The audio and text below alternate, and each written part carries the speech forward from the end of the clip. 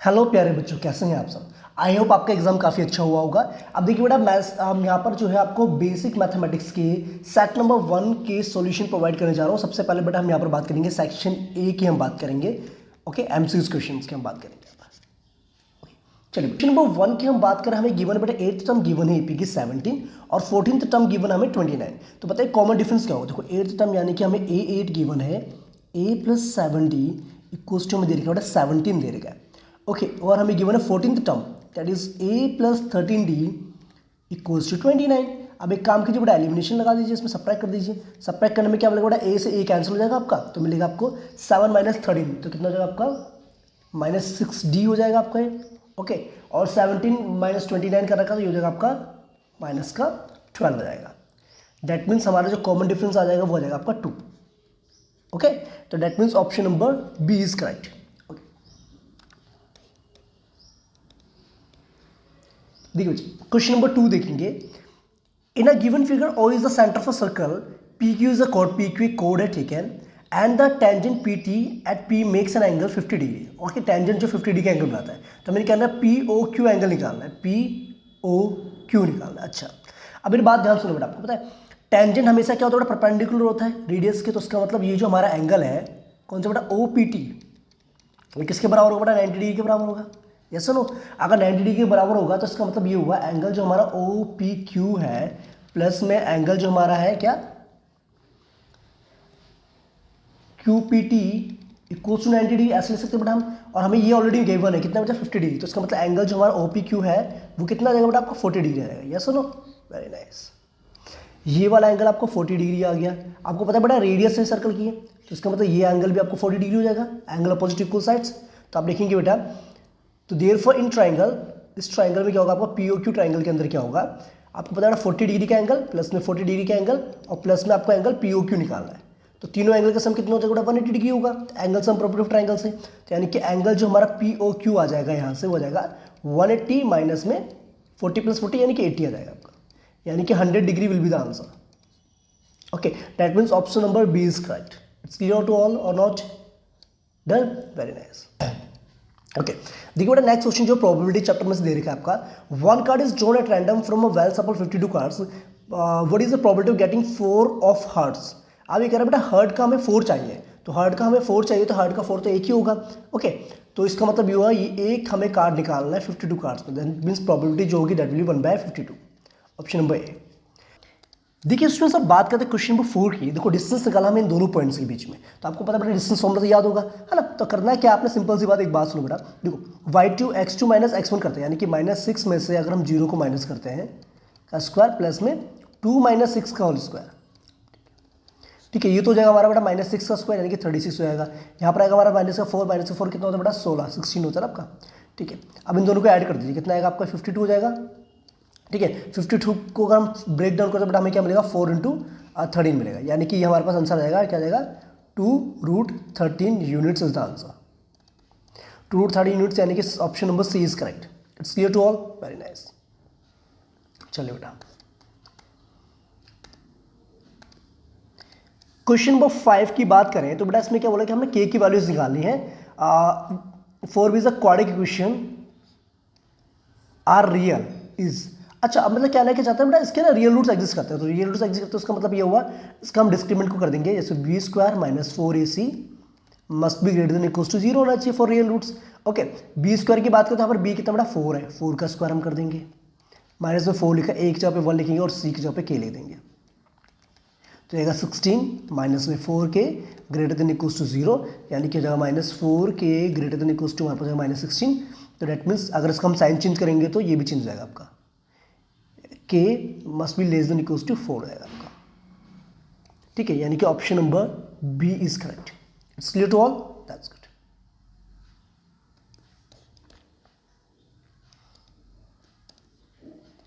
Okay question number 6, हमें बेटा इसका एलसीएम निकालना है। आपको पता है एलसीएम कैसे निकालते हैं दोनों का, देखो जब एलसीएम निकालेंगे तो आपको पता है क्या करता है एलसीएम निकालने के लिए, जैसे हमें 2 की पावर 3 दे रखी है, मल्टीप्लाई में 3 दे रखा है, मल्टीप्लाई में 5 दे रखा है पहला नंबर, दूसरा नंबर देखा 2 की पावर 4 मल्टीप्लाई में 5 मल्टीप्लाई में 7।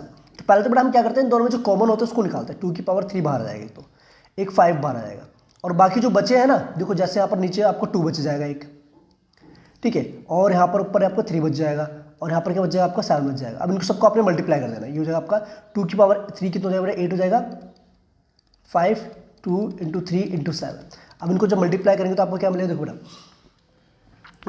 ये हो जाएगा आपका 5 टू 10, 10 को 8 से करेंगे तो 80 हो जाएगा, 80 को 3 से करेंगे तो कितना होगा, 240 हो जाएगा, 240 को 7 से करेंगे मल्टीप्लाई तो कितना आएगा आपके पास, 240 into 7,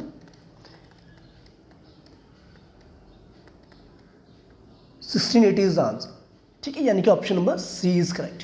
it's clear to all, very nice. Question number 7 की बात करें, इसमें बोला if 1 zero of the quadric polymer this one is 2 then what is the value of K. देखो आपको जब एक जीरो गिवन है तो उसका मतलब हम इसको ना जब बेटा एक्स की जगह पे पुट करते हैं तो इसका मतलब हमारी जो क्वाड्रिक इक्वेशन होगी, क्वाड्रिक पॉलीमर वो जीरो के इक्वल जाना चाहिए, क्योंकि इसका जीरो ऑलरेडी है। तो उसको आप सॉल्व करते हुए 4k प्लस में 6 प्लस में k इज इक्वल टू 0, यानी 5k हमारा हो जाएगा equal to -6, that means k equal हो जाएगा -6 अपॉन में 5। Okay, that means the value of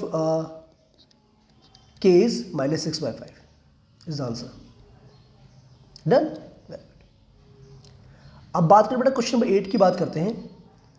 if the lines represented by the equation this one and this one are parallel then what is the value of m।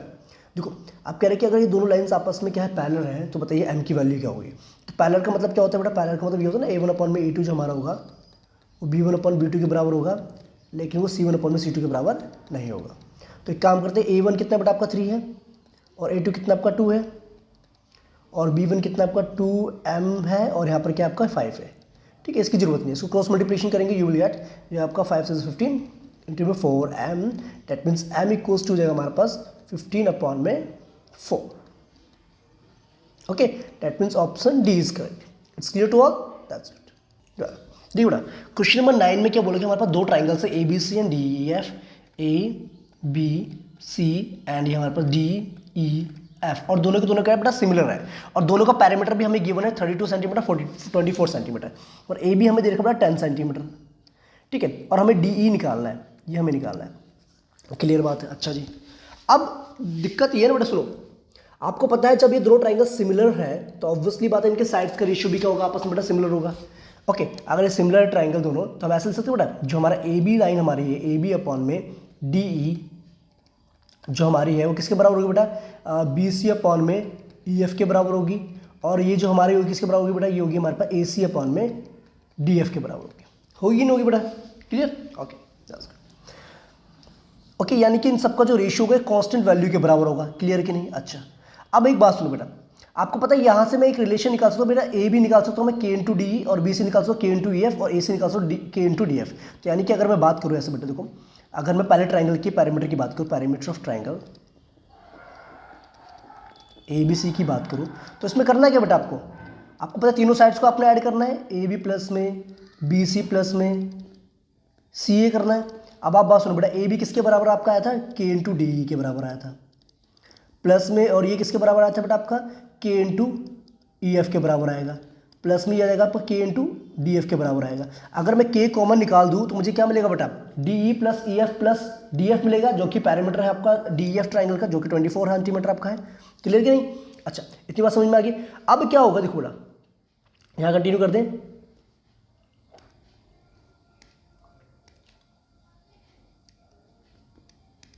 इसको हटा दें बेटा, है ना, यहाँ सॉल्व करवाते हैं आपको, बाद में बात करते हैं इसकी।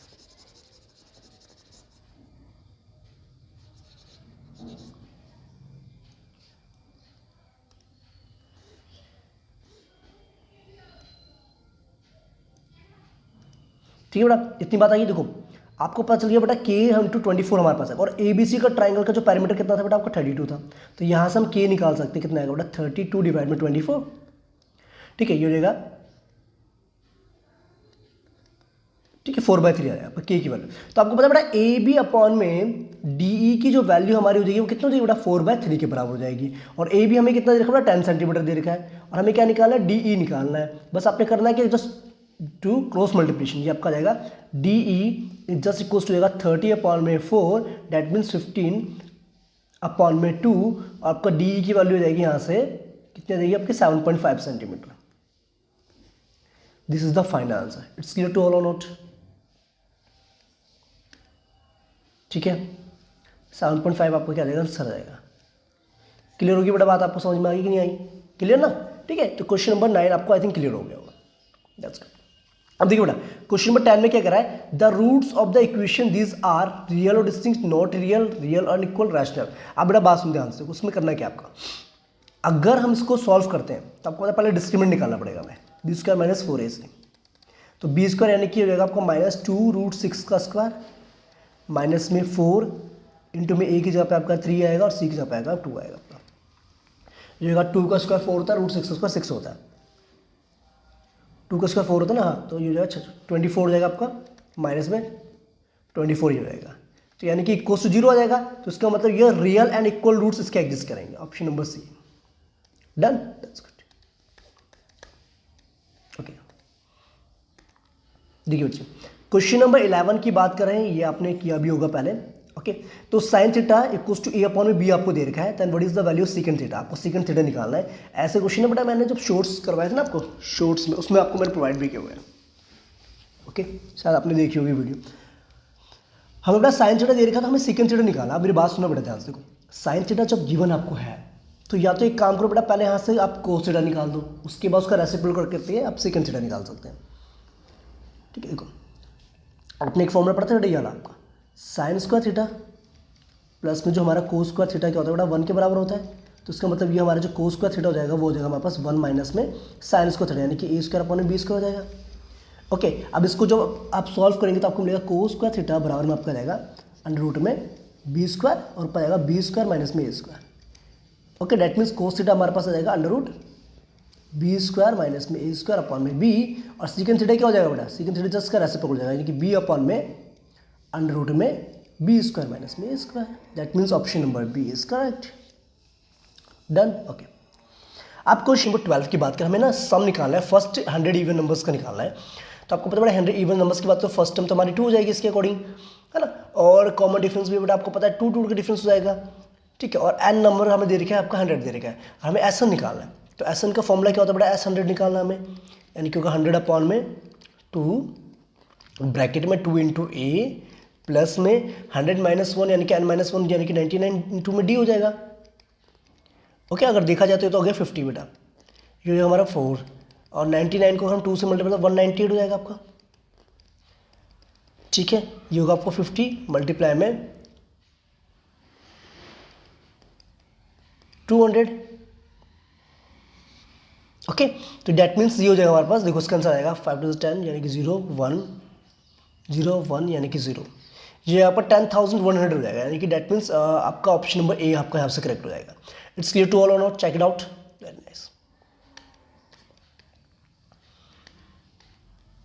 देखिए बच्चे अब क्वेश्चन नंबर 13 की हम बात करें, हमें बेटा ना यहाँ पर AD गिवन है 2 सेंटीमीटर और DB गिवन हमें 3 सेंटीमीटर, DE गिवन हमें कितना बेटा 2.5 सेंटीमीटर, हमें पता रखा है बेटा DE लाइन जो इसके पैरेलल है। तो मेरी बात सुनो, अगर ये लाइन इसके पैरेलल है तो इसका मतलब ये वाला एंगल तो बेटा दोनों ट्राइंगल में कॉमन आ गया, ये वाला एंगल और ये वाला एंगल भी आपस में खुलेंगे क्रॉसपॉन्डिंग एंगल्स, तो इसका मतलब ये ट्राइंगल जो हमारा है ADE सिमिलर हो जाएगा ट्राइंगल ABC के।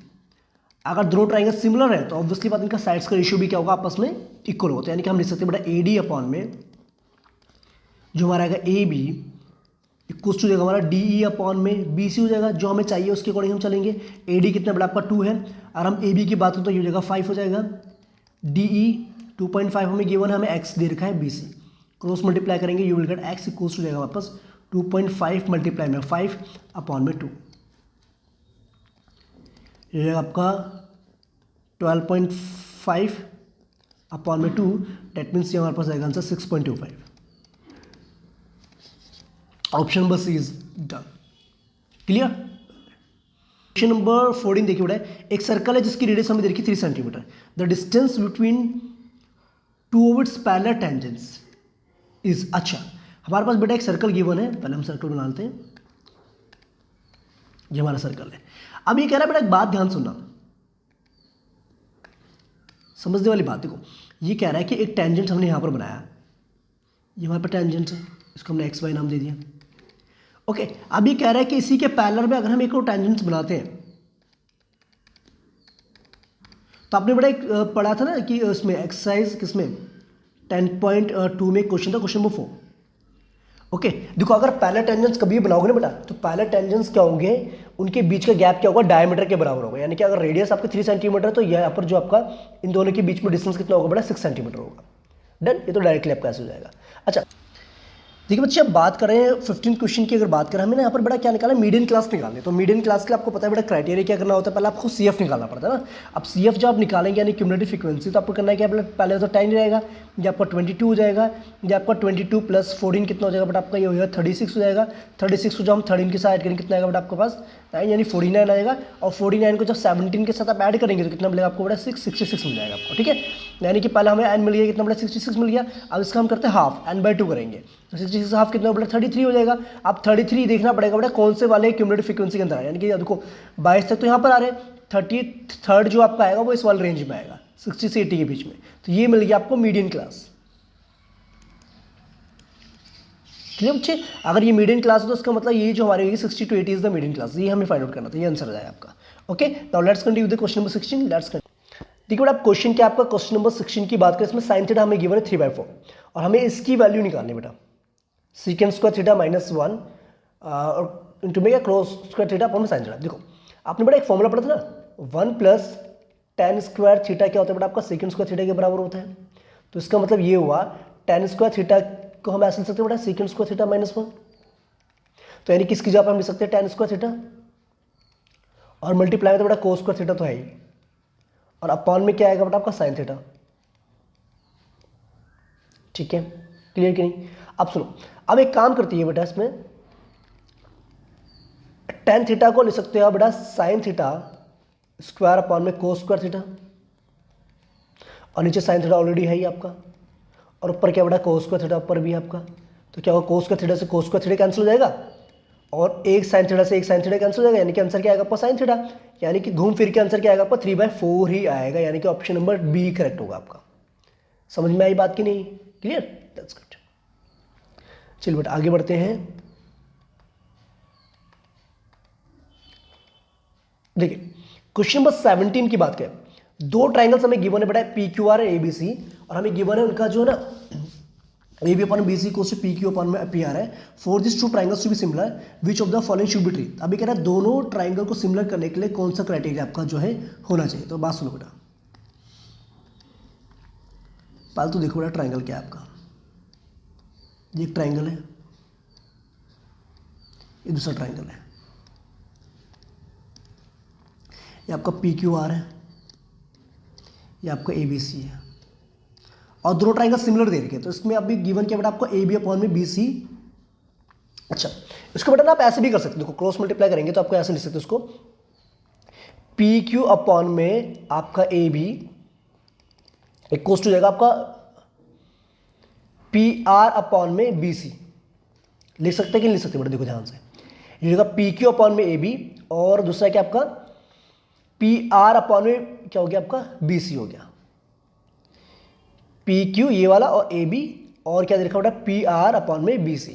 तो एक काम करो बेटा, इनके बीच का अगर एंगल ये वाला एंगल इक्वल हो जाए यानी कि P और B, तो इसका मतलब दोनों ट्राइंगल क्या हो सिग्नल हो जाएंगे साइड एंगल साइड से। ओके तो इसका मतलब ये हुआ angle P should be equals to angle B। ये वाला ऑप्शन C आपका करेक्ट होना चाहिए। Done, that's good. Okay clear बात होगी बेटा यहाँ पर, ये ऑप्शन नंबर C हो गया इसका। ठीक है, अब जब बात करते हैं क्वेश्चन नंबर 18 की, मीन मीडियन दे रखा हमें किसी डेटा का इतना दे रखा है। अब यूजिंग इंपेरिकल रिलेशन जो आपको पता है मोड निकालना है। देखो आपने पढ़ा था बेटा फॉर्मूला वाला 3 मीडियन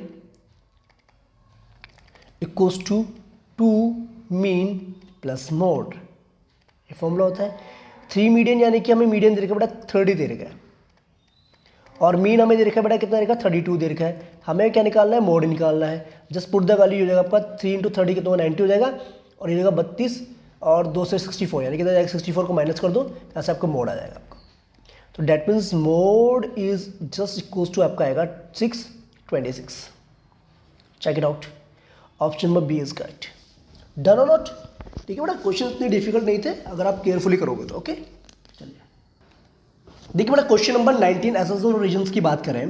देखो क्या कह रहा है कि when 2 coins are tossed the probability of getting no tail is 1/4। अभी कह रहा है कि बेटा अभी बात सुनो, ये कह रहा है कि अगर आप कॉइन को टॉस करते हैं दो कॉइन को, तो आपको पता है बेटा आउटकम्स क्या क्या मिलेंगे। पहले तो आपको पता है HH मिलेगा, ST मिलेगा, या TH मिलेगा या TT मिलेगा। अब कह रहे एक भी टेल नहीं आएगा तो यानी कि हेडेड होंगे दोनों में, तो प्रोबेबिलिटी को 1/4 बिल्कुल ठीक बात है, अच्छी बात है। अभी कह रहा है कि the probability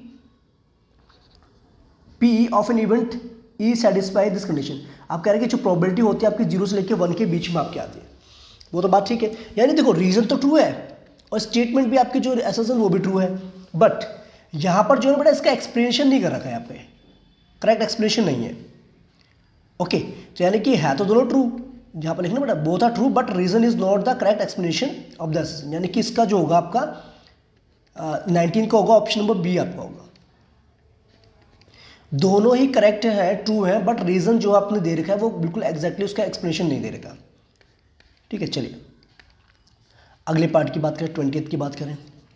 surface area of the largest sphere that can be inscribed in a hollow cube A is इतना। अब कह रहा है कि भाई आपके पास एक होलो क्यूब है, अब उस क्यूब के अंदर कितना बड़ा स्फीयर आपका आ सकता है, उसका जो क्या कह रहा है सरफेस एरिया ये बता रहा है कि 4 क्या देख रहा है पाई ए स्क्वायर बता रहा है। देखो मेरी बात सुनो, अभी बेटा आपके एक क्यूब है, एक क्यूब आपका है, ठीक। क्यूब के अंदर अगर आपने स्फीयर लगाया तो उसका मतलब ये हुआ जो क्यूब की रेडियस होगी, सॉरी क्यूब का जो साइड होगी ना बेटा ए होगी, ए मान के चलते हैं, तो इसका मतलब जो रेडियस होगी हमारे स्फीयर की वो किसके बराबर होगी बेटा a/2 के बराबर होगी, क्योंकि स्फीयर की जो डायमीटर होगी वो उसकी क्यूब की साइड के बराबर होगी। अच्छा अब क्या बोला गया सरफेस एरिया, सरफेस एरिया आपको पता है कैसे निकालते हैं बेटा, क्या स्फीयर का 4 पाई r स्क्वायर होता है, लेकिन ये 4 पाई लिखा, r स्क्वायर जगह पर कि a/2 का स्क्वायर कर देंगे हम, ठीक है।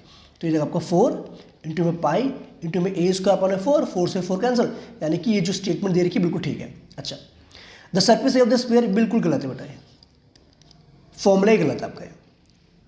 ओके यानी कि स्टेटमेंट जो हमारे ए तो ट्रू है लेकिन रीजन आपका फॉल्स है, रीजन फॉल्स है, सी होगा इसका आंसर, ठीक है। रीजन तो गलत ही है बिल्कुल, एक्सप्लेनेशन की बात दूर है। Okay done, that's good. तो बेटा ये थे आपके एमसीक्यू सेक्शन ए यानी कि सेट ए सेट 1 के बेसिक मैथमेटिक्स के। ओके तो सेकंड वीडियो में बेटा हम बात करेंगे सेट 2 के क्वेश्चंस। टिल दैट आप जो है जुड़े रहे मेरे चैनल से, मिलते हैं जल्द, बाय बाय, टेक केयर, जय हिंद।